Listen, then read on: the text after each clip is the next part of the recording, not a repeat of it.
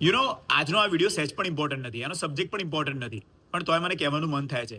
કારણ કે social media ઉપર અમુક લોકો જેઠાલાલ અને બબીતાજીના સંબંધોનું વિશ્લેષણ કરે છે, વિડીયોઝ મૂકીને એપિસોડની ક્લિપ્સ કાપીને, અને એવું કહે છે કે જેઠાલાલ કેટલો મોટો ફ્લર્ટ છે, એક બાળક એને છે, એક વાઈફ એની છે. હવે તો જો કે વાઈફ નથી, દયા ભાભી ખાસા ટાઈમથી ઘરે નથી, અમદાવાદ જ છે, પાછા આવ્યા નથી વર્ષોથી એપિસોડમાં.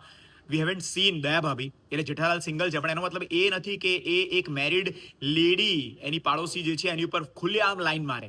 અને અમુક લોકો એવું કહે છે પાછા કે એમાં એકલા જેઠાલાલનો વાંક નથી, વાંક તો બેઝિકલી બબીતાનો પણ છે. કેવી રીતે કે બબીતાને જ્યારે કામ હોય જેઠાલાલનું, કારણ કે બબીતાને ખબર છે કે જેઠાલાલ બિઝનેસમેન છે, એનું કામ એને પડે જ છે, એટલા માટે એ અમુક ટાઈમે કામ હોય ને ત્યારે જેઠાજી કરીને એવી રીતે જુલ્ફો લહેરાવે, મસ્ત તૈયાર થઈને આવ્યું હોય, કપડાં પહેર્યા હોય, એટલે જેઠાલાલનું મગજ ચકળભમ થઈ જાય છે.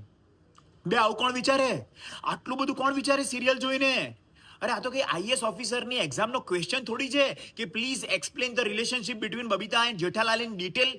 પણ લોકો એની નીચે હજારોની સંખ્યામાં કમેન્ટ હતી. અમુક લોકો જેઠાલાલનો પક્ષ લેતા હતા, અમુક લોકો બબીતાનો પક્ષ લેતા હતા, અને અમુક લોકો એવું કરતા હતા, એવું કહેતા હતા કે આ તો સમાજનો આઈનો છે.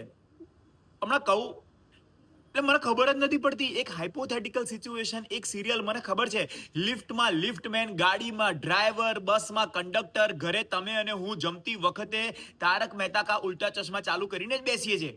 પણ એનો મતલબ એ થોડો છે કે આપણે આટલું બધું વિચારી કાઢીએ. એક સિરિયલ આટલા બધા વર્ષો સુધી, આટલા બધા એપિસોડ આપણને ફ્રીમાં જ્યારે યુટ્યુબ ઉપર જોવા મળે ત્યારે સબકોન્શિયસ માઇન્ડમાં ઘૂસી જાય.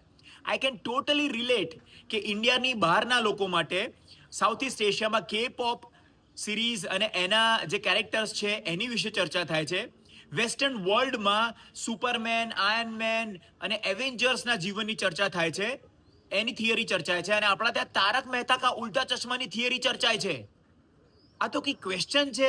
સામાન્ય બુદ્ધિ, સાબુ, કોમન નોલેજનો ક્વેશ્ચન આવવાનો છે કે બબીતા અને જેઠાલાલમાં કોણ સાચું અને કોણ ખોટું? બંનેને ગમે છે તો બંને એકબીજા જોડે હેલ્ધી ફ્લર્ટ કરે છે. અમુક લોકો તો એવું પણ માને છે કે હેલ્ધી ફ્લર્ટિંગ ઇઝ ગુડ. પાછું આ ત્રીજો પર્સપેક્ટિવ છે. પણ people are discussing Jethalal and Babita, અને ભીડે અને પોપટલાલ ને ડોક્ટર હાથી ને બધાના કેરેક્ટરનું ડિસ્કશન પ્યોર ચાલે છે સોશિયલ મીડિયા ઉપર. ગજબ યાર, ગજબ.